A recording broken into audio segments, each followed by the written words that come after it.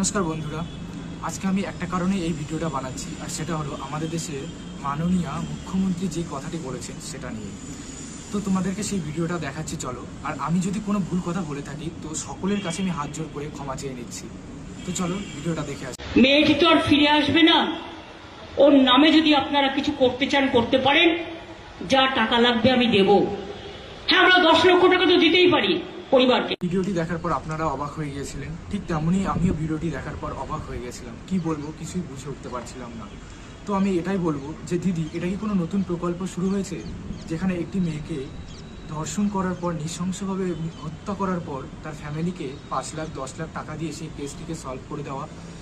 এটা যদি আপনার মেয়ে হতো তাহলে আপনি কয় লাখ টাকা চাইতেন? 10 লাখ, 20 লাখ, 30 লাখ? 30 লাখ টাকা দিয়ে আপনি আপনার মেয়ের মৃত্যু সব ভুলে যেতে পারতেন? কখনোই পারতেন না। আসলে কি বলুন তো, যে মা বাবার কোল খালি হয় তারাই বোঝে সন্তান হারানো